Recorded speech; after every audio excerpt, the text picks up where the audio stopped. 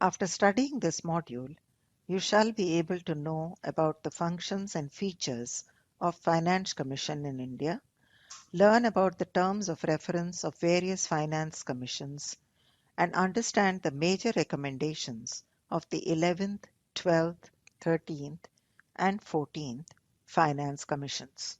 The Indian Constitution provides an institutional framework or body known as the Finance Commission to facilitate center-state transfers. It came into existence in 1951 under Article 280 of the Indian Constitution, mainly to give its recommendations on the distribution of tax revenues between the Union and the states and amongst the states themselves. The Finance Commission is constituted every 5 years by the President of India. The Finance Commission defines the financial relations between the Union and the states and deals with devolution of non-planned revenue resources.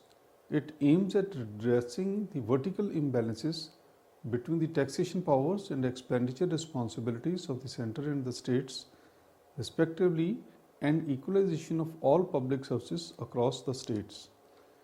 Over the years, there has been considerable expansion in the role of the commissions from being an arbitrator between the centre and the states to being an architect of fiscal restructuring. This has brought near stability in the share of states in the combined revenue expenditure at about 57%. Moreover, centralization of economic policy did not show up in any reduction in the share of the states, though states' expenditure has come to be more influenced by the centre. There has been a marked decline in the revenue expenditure financed by own resources from nearly 80% in the 50s to around 60% now, partly on account of higher buoyancy of the central taxes and increase in their coverage. A finance commission is one of the most important constitutionally mandated economic bodies. Unlike the planning commission, which was set up by a government resolution in 1950 to push the economic agenda of the party in power, finance commissions draw their power directly from the constitution. Their recommendations, while not binding, are generally accepted. The government has to inform Parliament on what it plans to do about the Commission's recommendations. There are two important reasons for the constitution of finance commissions. Taxation rights favor the centre over states, even though the latter provide most of the services used by the people. Further, poorer states require additional help for rapid economic growth. Finance commissions are seen as institutional mechanisms for transferring resources from the centre to the states. Let us start with the functions of Finance Commission. First, it is the duty or function of the Finance Commission to make recommendations to the President as to the distribution between the Union and the states of the net proceeds of taxes which are to be or may be divided between them and the allocation between the states of the respective shares of such proceeds. Second, the principles which should govern the grants in aid of the revenues of the states out of the Consolidated Fund of India. Third, the measures needed to augment the Consolidated Fund of a state to supplement the resources of the panchayats in the state on the basis of the recommendations made by the Finance Commission of the state. Fourth, the measures needed to augment the Consolidated Fund of a state to supplement the resources of the municipalities in the state on the basis of the recommendations made by the Finance Commission of the state. Fifth, any other matter referred to the Commission by the President in the interests of sound finance. The Commission determines its procedure and have such powers in the performance of their functions as Parliament may, by law, confer on them. The recommendations of the Finance Commission are implemented in the following way. The recommendations relating to distribution of union taxes and duties and grants in aid fall in this category and are to be implemented by an order of the President. The recommendations in respect of sharing of profit petroleum, debt relief, mode of central assistance, etc., are to be implemented by executive orders. Now we will discuss the features of the Finance Commission. The Finance Commission Miscellaneous Provisions Act 1951 was passed with the objective of giving a structured format to the Finance Commission of India and to bring it at par with world standards. It lays down rules regarding qualification and disqualification of members of the Commission, their appointment, term, eligibility, and powers.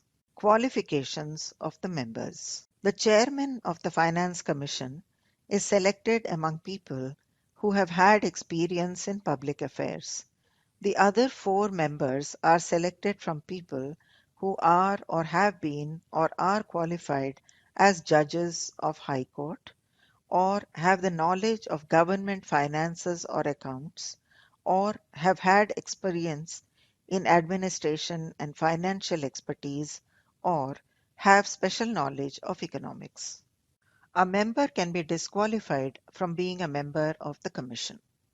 It can happen if he is mentally unsound, he is an undischarged insolvent, he has been convicted of an immoral offense, his financial and other interests are such that it hinders the smooth functioning of the Commission. Terms of office of members and eligibility for reappointment.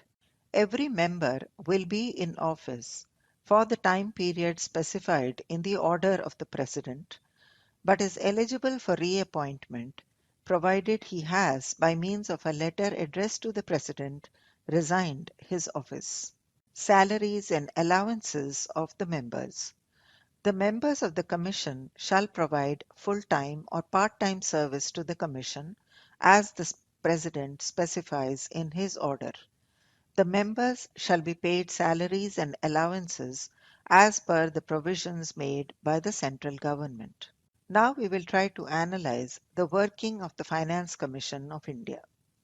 The 11th Finance Commission of India.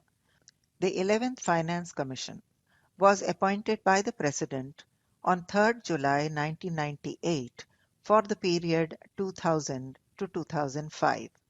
It was chaired by Professor A.M. Khusro and its members were Shri N.C. Jain, Shri J.C. Jaitley, Dr. Amaresh Bagchi, and Shri T.N. Srivastava.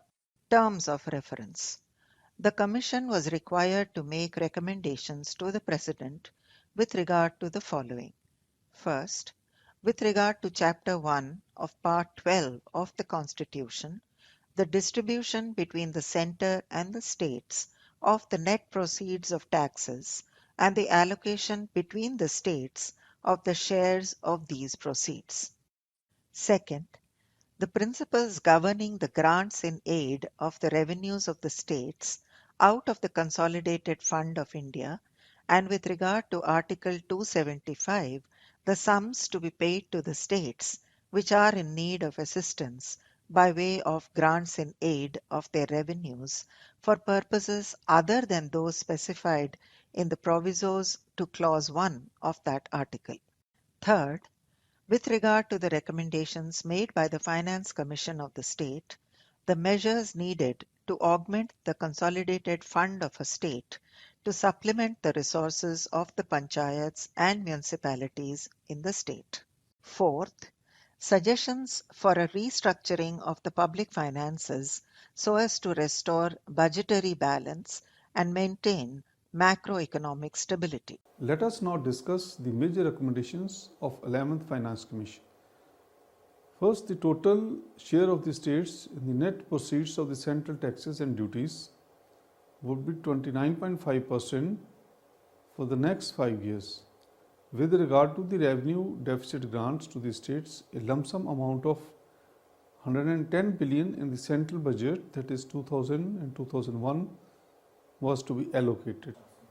With regard to grants for the 5 years commencing from 1st of April 2000, to be given for upgradation of standards of administration and specific grants to certain states for special problems such as 100 billion for local bodies to be directed for maintenance of civic services, whereas rupees 16 billion per annum is for rural local bodies and rupees 4 billion per annum is for urban local bodies.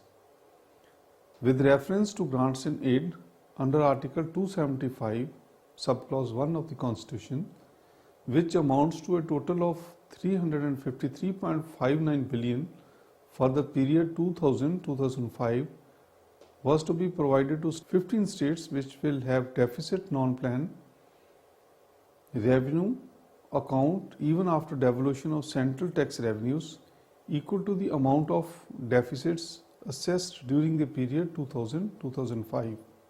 The 12th Finance Commission was appointed on 1st November 2002 to make recommendations on the distribution of net proceeds of shareable taxes between Union and states.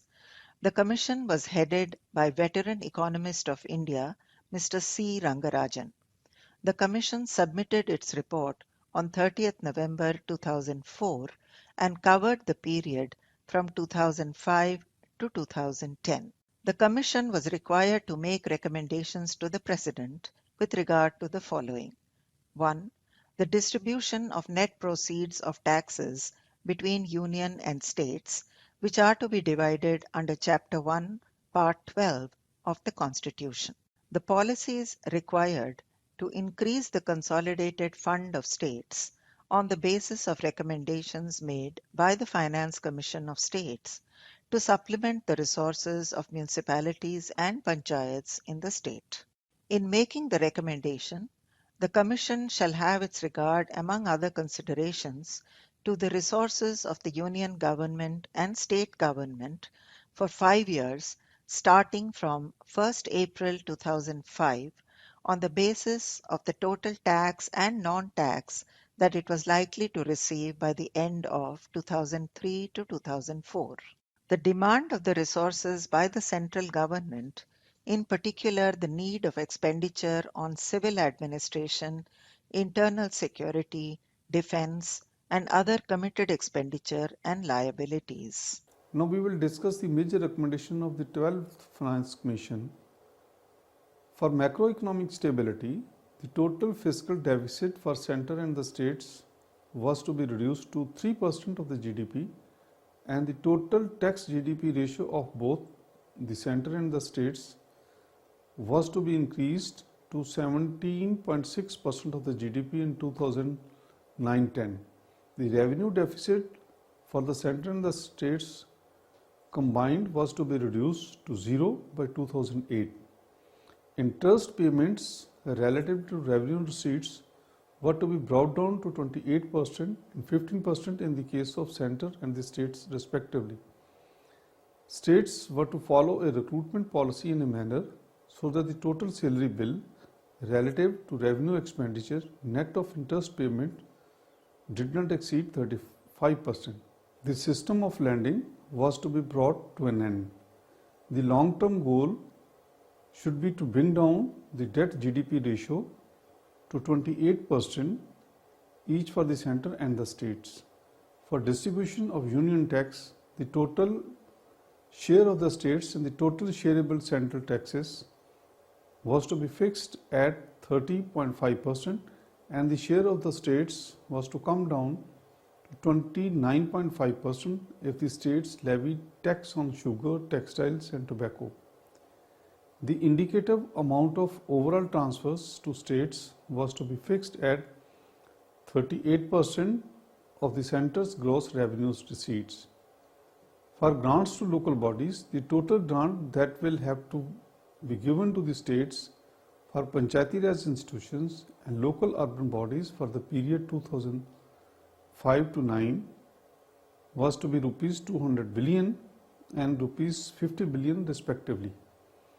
The Calamity Relief Fund scheme was to continue as it was in the previous plans, with the central and states contributing in the ratio of 75 to 25.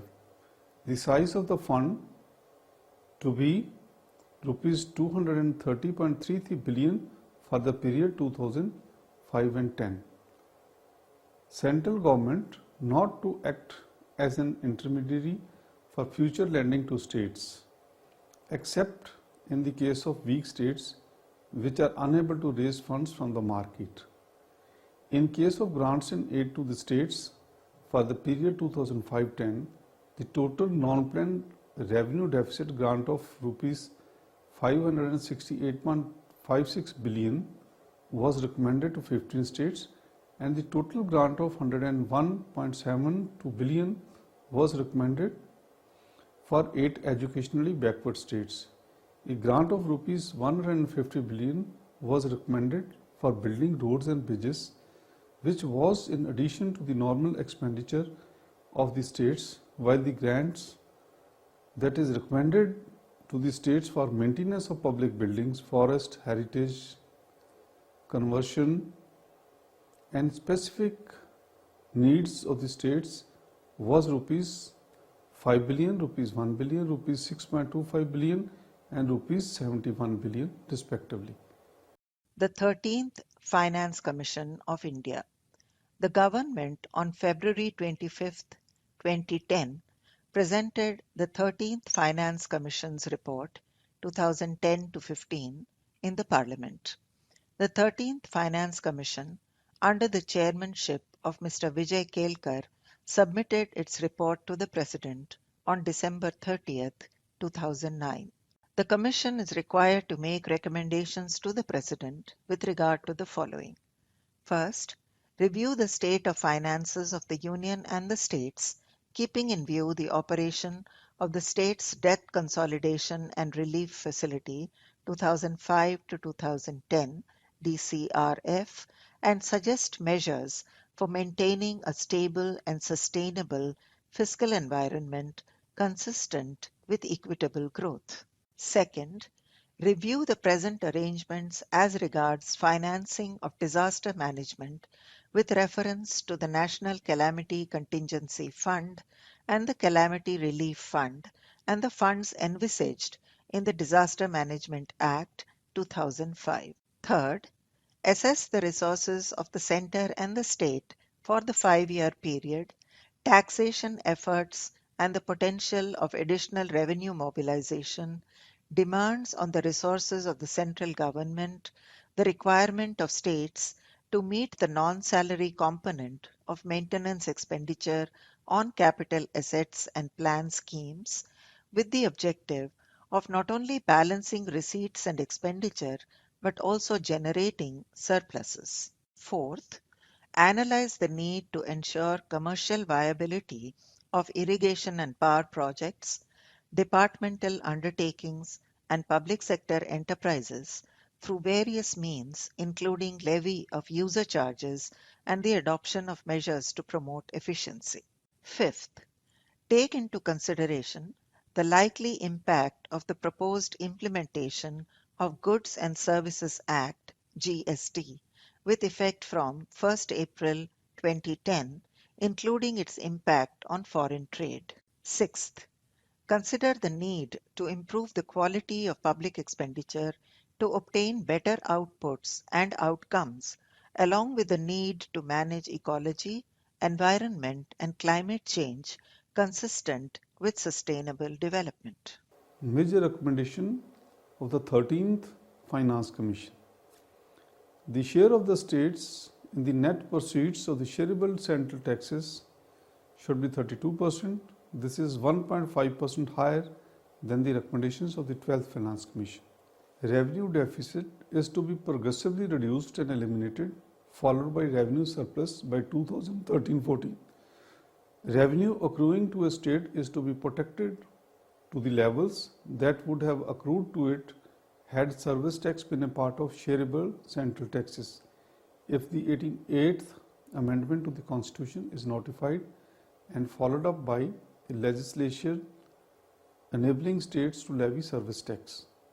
Fiscal deficit is to be reduced to 3% of the GDP by 2014-15. A target of 68% of the GDP for the combined debt of center and state is to be set. The National Calamity Contingency Fund should be merged with the National Disaster Fund and the Calamity Relief Fund with the state disaster response funds of the respective states. Commission has suggested a roadmap for the introduction of a single rate goods and services tax. Under GST, a single rate of goods and services tax is proposed. To make GST purely consumption based, taxes and cesses should be subsumed. Petrol, diesel, alcohol, tobacco may be charged to GST with additional levies by the center and the states. Only public services, unprocessed food items, health, education, and transactions between employer and the employee are to be exempted. The 14th Finance Commission of India. The 14th Finance Commission has been set up under the chairmanship of Dr. Y. V. Reddy, former Governor, Reserve Bank of India. The 14th Finance Commission is required to give its report by 31st October 2014. Its recommendations will cover the 5-year period commencing from 1st April 2015. Terms of reference of 14th Finance Commission of India. The Commission is required to make recommendations to the President with regard to the following. As the states are subjected to more and more interstate migrant workers and illegal migrants from the neighboring countries, the Finance Commission shall give appropriate weightage in distribution of the total taxes to the states based on these criteria. The states which are giving more employment to interstate workers are ahead in demographic transition. The states with coastline shall be given appropriate share from the royalty or taxes collected by the central government from the minerals produced, including oil and natural gas, from the area of territorial waters and exclusive economic zone, similar to land-based minerals production.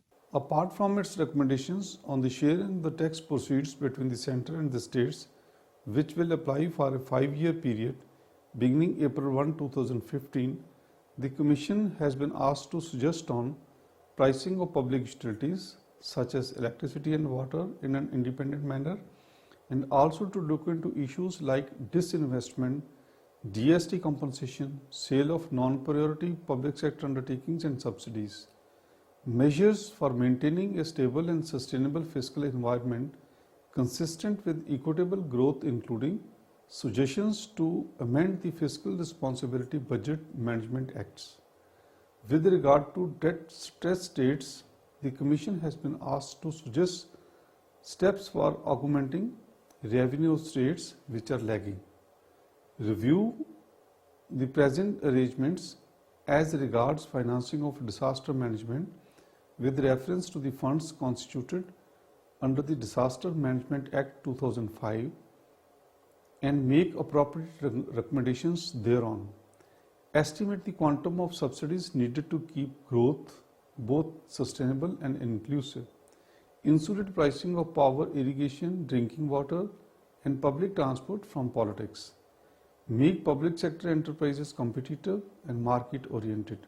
Consider disinvestment prospects and exit non-priority enterprises. Let us now summarize what we have learnt in this module. The Finance Commission defines the financial relations between the Union and the states and deals with devolution of non-planned resources. It aims at redressing the vertical imbalances between the taxation powers and expenditure responsibilities of the centre and the states respectively, and the equalization of all public services across the states. Despite the changing fiscal environment and considerable expansion in its function, the institution of Finance Commission has ensured smooth functioning of center-state fiscal relations. Fiscal federalism will always remain a work in progress, and the institution of the Finance Commission, as in the past, will continue to deal with the changing environment and emerging challenges for fiscal restructuring.